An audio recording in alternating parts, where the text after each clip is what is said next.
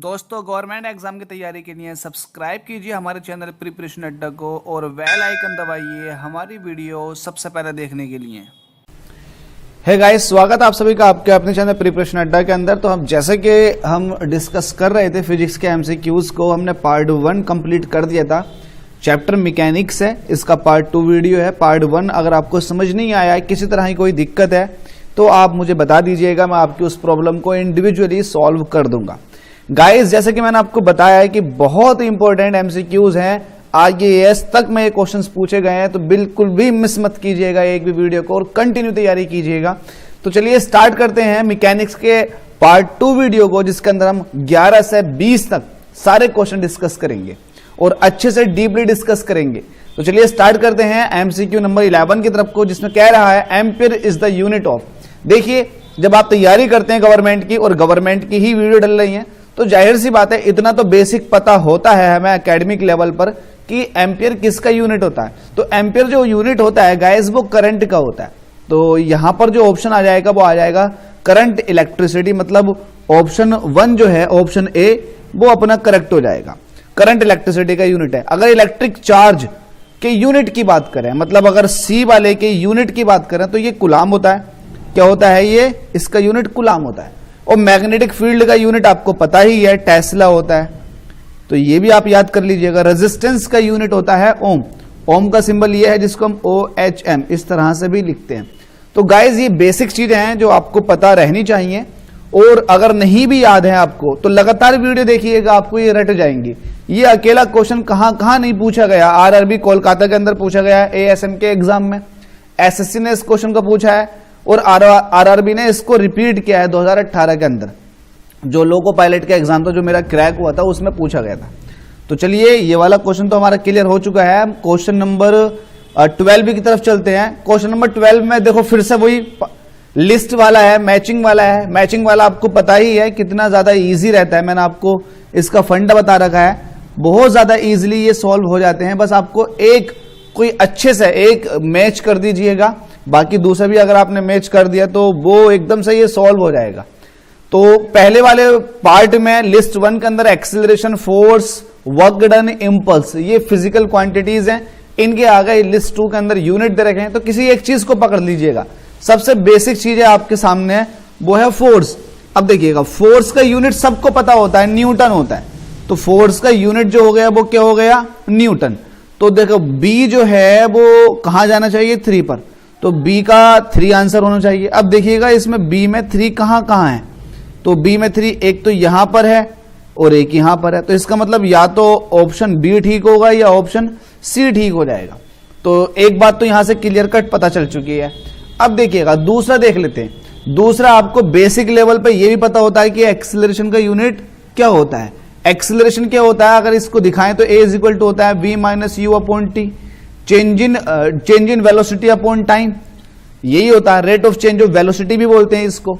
तो इसका मतलब ऊपर वेलोसिटी का यूनिट, नीचे टाइम का यूनिट। और वेलोसिटी का यूनिट होता है, या फिर वेलोसिटी में, चलो वेलोसिटी का जिक्र कर लेते हैं, ये होता है मीटर पर सेकंड, और जबकि टाइम का होता है सेकंड। मिला के देखेंगे तो ये हो जाएगा मीटर पर सेकंड स्क्वायर, जिसको मैं इस तरह से भी लिख सकता हूं, मीटर सेकंड की पावर -2 या मीटर पर सेकंड स्क्वायर। तो जाहिर सी बात है एक्सीलरेशन का जो यूनिट है मीटर पर सेकंड स्क्वायर, वो मुझे दिख रहा है ऑप्शन नंबर 4 है, मीटर पर सेकंड स्क्वायर। तो ए जो जाना चाहिए वो जाना चाहिए 4 पर। अब देखिएगा A4 किसके अंदर है? तो A4 जो है वो इसके अंदर है। तो जाहिर सी बात है मेरा जो आंसर करेक्ट हो जाएगा वो हो जाएगा आंसर सी, बिल्कुल ठीक। क्योंकि मैंने पहले ही चेक कर लिया था कि A और D तो नहीं हो सकता, B और C में से हो सकता था। तो मेरा आंसर जो करेक्ट निकला वो निकला C। तो इस तरह से आपको मैचिंग सॉल्व करनी है। तो बाकी भी आप मैच कर लीजिएगा। यूपी PCS ने पूछा था इस क्वेश्चन को 2002 और 2005 में। इट मींस ये क्वेश्चन 2 बार रिपीट हुआ है। अगले क्वेश्चन की बात कर लेते हैं। क्वेश्चन नंबर 13 है, what is the SI unit of Young's modulus of elasticity. देखिएगा, जितनी भी मॉडुलस ऑफ इलास्टिसिटी होते हैं आपको बेसिक तौर पे पता होगा कि ये 3 होते हैं, यंग्स मॉडुलस ऑफ इलास्टिसिटी और मॉडुलस ऑफ रिजिडिटी, ये इस तरह से आपने देखा होगा, शेयर मॉडुलस ऑफ इलास्टिसिटी। तो ये 3 मॉडुलस ऑफ इलास्टिसिटी हैं जिनका यूनिट बिल्कुल सेम होता है। तो मॉडुलस ऑफ इलास्टिसिटी का यूनिट जो होगा वो आपको फॉर्मूले से पता चल जाएगा। अगर फॉर्मूला आपको यहाँ एक्सप्लेन करके दिखाऊं तो फॉर्मूला क्या होता है देखिएगा, यहां पर मैं आपको लिख के दिखा देता हूं। Modulus of elasticity, modulus of elasticity जो होता है वो होता है स्ट्रेस अपॉन स्ट्रेन। अब यहां पर मॉडुलस ऑफ इलास्टिसिटी यंग्स भी हो सकता है, मॉडुलस ऑफ रिजिडिटी भी हो सकता है, या फिर शेयर मॉडुलस ऑफ इलास्टिसिटी भी हो सकता है। तो तीनों मॉडुलस ऑफ इलास्टिसिटी यहां पर हो सकते हैं, नो डाउट तीनों का यूनिट सेम है। बट मॉडुलस ऑफ इलास्टिसिटी को अगर निकालना चाहोगे तो वो स्ट्रेस अपॉन स्ट्रेन होता है, एक जनरल स्टैंडर्ड फॉर्मूला। अब यहां पर आपको जो यूनिट यहां से निकल के आएगा स्ट्रेस अपॉन स्ट्रेन से, वो यूनिट होगा मॉडुलस ऑफ इलास्टिसिटी का। जैसे कि आपको पता है कि स्ट्रेन जो होती है, स्ट्रेन उसका कोई यूनिट नहीं होता, नो यूनिट। बट स्ट्रेस जो होती है वो होता है force upon area, force upon area, और फोर्स का होता है न्यूटन, और नीचे एरिया की अगर बात करेंगे तो होता है मीटर स्क्वायर। तो ये हो जाएगा न्यूटन पर मीटर स्क्वायर। तो न्यूटन पर मीटर स्क्वायर हो गया स्ट्रेस का, स्ट्रेन का कोई यूनिट नहीं होता। तो ओवरऑल मॉडुलस ऑफ इलास्टिसिटी का जो यूनिट निकल कर आएगा वो आएगा न्यूटन पर मीटर स्क्वायर। गाइस आपको पता चल चुका है न्यूटन पर मीटर स्क्वायर किसका यूनिट है, ये है मॉडुलस ऑफ इलास्टिसिटी। अब चाहे ये यंग्स मॉडुलस हो, चाहे ये शेयर मॉडुलस ऑफ इलास्टिसिटी हो, या फिर मॉडुलस ऑफ रिजिडिटी हो, इन तीनों का यूनिट, इवन स्ट्रेस का यूनिट भी न्यूटन पर मीटर स्क्वायर होगा। अगर मैं प्रेशर की बात करूं तो प्रेशर का यूनिट भी न्यूटन पर मीटर स्क्वायर होता है। तो देख लीजिएगा इसमें से कौन सा ऑप्शन आपका मैच कर रहा है। आरआरबी टीसी ने 2005 में ये क्वेश्चन पूछा था, तो ये हो जाएगा सी इसका बिल्कुल करेक्ट आंसर, न्यूटन पर मीटर स्क्वायर। आई होप आपको ये क्लियर समझ में आ चुका होगा। चलिए क्वेश्चन नंबर 14 की तरफ देखते हैं। What is the SI unit of pressure. देखिएगा अभी मैंने ऊपर प्रेशर समझाया था, प्रेशर का फॉर्मूला भी फोर्स अपॉन एरिया होता है, बट प्रेशर और स्ट्रेस में फर्क रहता है, इंटरनली फर्क रहता है, इसलिए हम प्रेशर को कभी स्ट्रेस नहीं बोलते। प्रेशर अलग चीज है, स्ट्रेस अलग चीज है, बट दोनों के फॉर्मूले सेम है, फोर्स अपॉन एरिया। तो फोर्स अपॉन एरिया मतलब न्यूटन पर मीटर स्क्वायर, न्यूटन पर मीटर स्क्वायर। तो यहां पर न्यूटन पर मीटर स्क्वायर तो कहीं भी नहीं दे रखा। बट आपको एक बात बता दूं, प्रेशर में न्यूटन पर मीटर स्क्वायर को पास्कल भी बोलते हैं। क्या बोलते हैं? पास्कल। ये हमारा पास्कल भी होता है।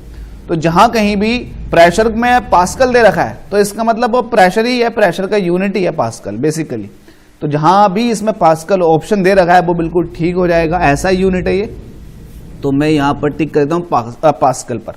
अगर डाइन की बात करें तो डाइन ये फोर्स का सीजीएस यूनिट है। न्यूटन की अगर बात करें तो ये भी फोर्स का ऐसा यूनिट है। जबकि जूल जो है ये एक एनर्जी का यूनिट होता है। एनर्जी, वर्क डन, टॉर्क, इन सबके यूनिट जूल चलते हैं। ये आपको क्लियर कट समझ में आ जाना चाहिए। ये भी क्वेश्चन बहुत बार अलग अलग एग्जाम्स में पूछा जा चुका है, आपके सामने सारे एग्जाम्स की लिस्ट है। चलिएगा अगले की बात कर लेते हैं। अगला हमसे कह रहा है curie is the unit of. देखिए क्यूरी ये बहुत ज्यादा इस्तेमाल नहीं होती है, इसलिए आपको ये याद भी नहीं रहती है। तो ये क्यूरी जो है एक्चुअल में रेडियो एक्टिविटी के अंदर इस्तेमाल होता है, और रेडियो सक्रियता या फिर रेडियो एक्टिव सक्रियता का यूनिट होता है क्यूरी, जिसको हम रेडियो एक्टिविटी बोलते हैं।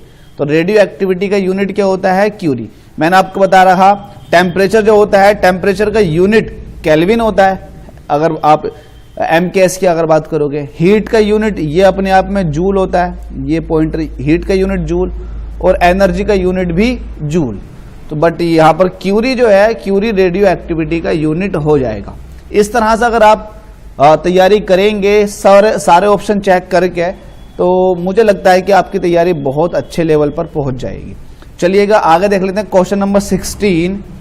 क्वेश्चन नंबर 16 में हमसे कह रहा है decibel is the unit of.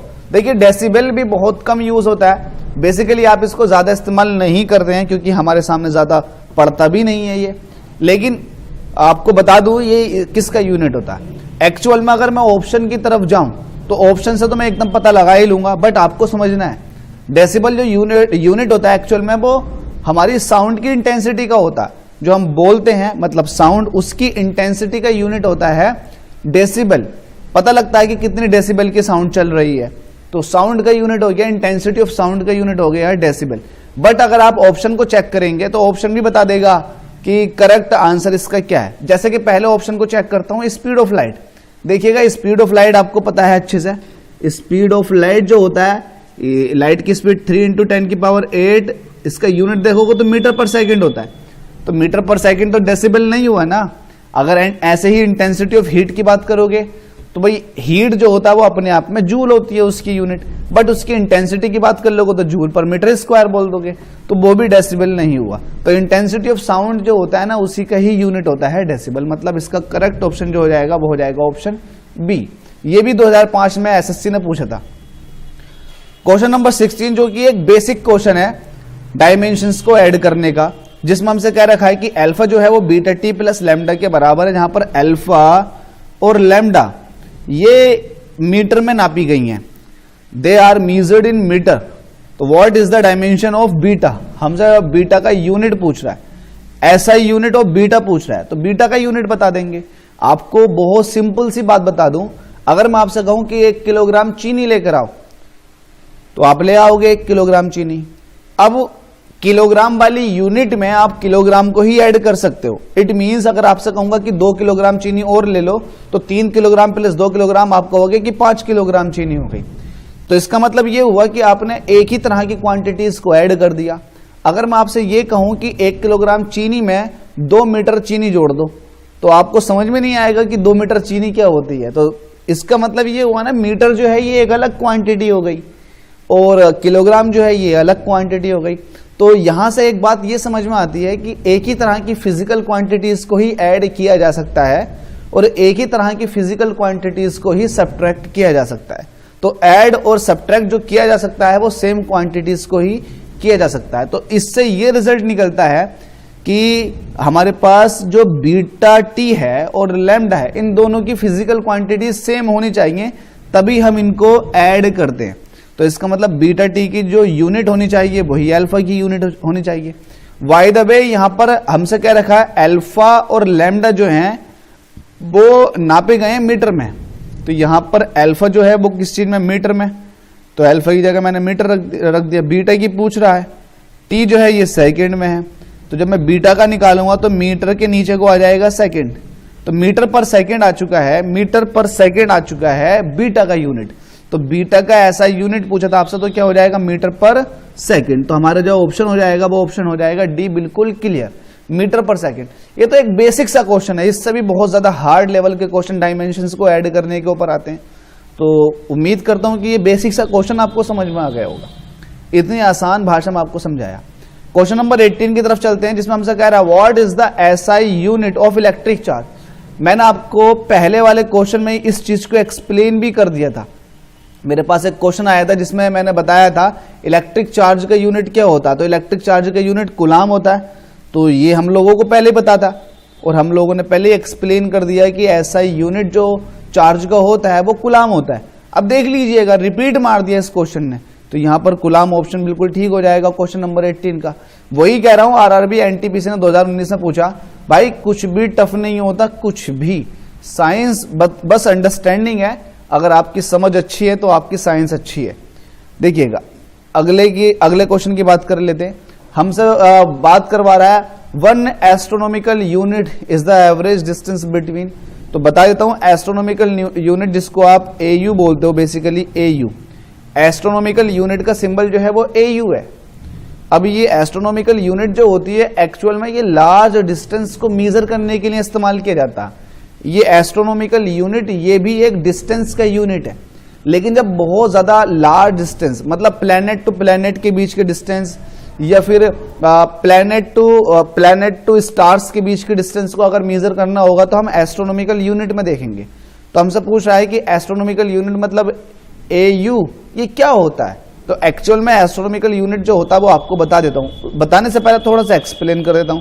अगर मैं इसको सन मान लेता हूं तो केपलर ने ये बताया था कि हमारी जो अर्थ होती है वो सन के इलिप्टिकल पाथ पर मूव करती है, सन के इलिप्टिकल पाथ पर मूव करती है, और जो सन होता है वो उस इलिप्स की किसी एक फोकस पर होता है। जैसे कि आपको पता है इलिप्स के अंदर 2 फोकस होते हैं, एक इधर होता है और एक इधर होता है। तो किसी एक फोकस पर हम सन को एज्यूम कर लेते हैं। तो अब जाहिर सी बात है, अगर मैं यहां से अर्थ को रोटेट कराना शुरू करूंगा तो ये डिस्टेंस कुछ और कहलाएगी, और फिर जब मैं यहां से आऊंगा तो ये डिस्टेंस कुछ और।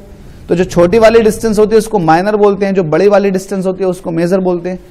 ये तभी है जब मैं सन को यहां पर मान रहा हूं, इसको मिटा देते हैं, सन को मैंने यहां पर माना है, ये सन है, तब ये डिस्टेंस अर्थ और सन के बीच की ये छोटी हो गई, जिसको हम बोलेंगे माइनर एक्सिस। सन और अर्थ, अगर अर्थ यहां पर है, ये अर्थ यहां पर पहुंच गई, यहां पर सन है और ये अर्थ, तो जाहिर सी बात है अर्थ जो है वो सन के चारों तरफ रिवॉल्व करती है, रोटेट करती है। तो यहां पर डिस्टेंस सन और अर्थ के बीच की कुछ और यहां पर डिस्टेंस सन और अर्थ के बीच की कुछ और, तो इसलिए हम एवरेज डिस्टेंस का नाम लेते हैं। तो एवरेज डिस्टेंस सन और अर्थ के बीच की जो होती है ना, उसी को ही हम बोलते हैं एस्ट्रोनॉमिकल यूनिट, जिसको बेसिकली आप कहते हो ना 15,000 किलोमीटर दूर है सूरज हमसे, तो ये एस्ट्रोनॉमिकल यूनिट की वैल्यू है, एवरेज वैल्यू। तो एक्चुअल में ये डिस्टेंस किस किस के बीच की हुई, ये हुई अर्थ और सन के बीच की। तो 19 का जो ऑप्शन ए है वो बिल्कुल करेक्ट हो जाएगा। अब देखिएगा क्वेश्चन नंबर 20, जो कि इस वीडियो का लास्ट क्वेश्चन है, हमसे कह रहा है इंटरनल फोर्सेस। जो इंटरनल फोर्स होते हैं, देखिए कोई भी बॉडी है, कोई भी मास बॉडी है, अगर उसके इंटरनल फोर्सेस की बात करोगे तो वो हमेशा बैलेंस कंडीशन में ही मिलेंगे। अब बैलेंस कंडीशन में क्यों मिलेंगे, अनबैलेंस भी तो हो सकते हैं। तो मैं आपको बता देता हूं, अगर मेरे पास कोई बॉडी रखी हुई है और उसके इंटरनल फोर्सेस अगर अनबैलेंस हुए तो उस बॉडी के अंदर किसी न किसी तरीके का मूवमेंट आएगा। बट नेचुरल कंडीशन में अगर कोई बॉडी रखी हुई होती है, स्टेशनरी होती है, तो क्या वो मूव करती है? मूव नहीं करती। क्यों नहीं करती? क्योंकि जो इंटरनल फोर्सेस होते हैं वो बैलेंस होते हैं। बैलेंस का मतलब क्या होता है? मतलब नेट फोर्स जीरो होता है। बॉडी के इंटरनल नेट फोर्स जो होता है वो जीरो होता है। अगर नेट फोर्स जीरो नहीं होता तो ऑटोमेटिकली किसी बॉडी के अंदर मूवमेंट आ जाता। दैट्स वाई इंटरनल फोर्सेस जो होते हैं वो किसी बॉडी के अंदर बैलेंस होते हैं। आप इसे किसी भी पहलू से समझ सकते हैं। इंटरनल फोर्सेस आप इंटर एटॉमिक फोर्सेस को भी लेकर कह सकते हैं, इंट्रा एटॉमिक फोर्सेस को लेकर भी इस चीज की बात कर सकते हैं। ये भी एसएससी एमटीएस में क्वेश्चन पूछा जा चुका 2017 के अंदर। तो इस तरह के ही क्वेश्चन आपके रिपीट करते हैं और ये रिपीट करते हुए ही आएंगे। उम्मीद करता हूं कि आपको इस तरह की वीडियो पसंद आ रही होगी। गाइज अगर पसंद आ रही है तो ये एक रिक्वेस्ट है, छोटी सी रिक्वेस्ट है कि चैनल को सब्सक्राइब करके जाएं, बेल आइकन को दबा दें और जो रेड वाला बटन है सब्सक्राइब का उसको बिल्कुल हिट कर दें, क्लिक कर दें और आप इस वीडियो को दूसरों तक शेयर करें ताकि दूसरे लोगों का भी भला हो साइंस में। ये साइंस, यहाँ पर साइंस जो बताई जा रही है वो पूरी की पूरी गवर्नमेंट की डीप लेवल से बताई जा रही है। फ्री ऑफ कॉस्ट सारा कोर्स कराऊंगा, हर एग्जाम की मैं आपको साइंस कंप्लीट करा कर दूंगा। Thank you so much video देखने के लिए।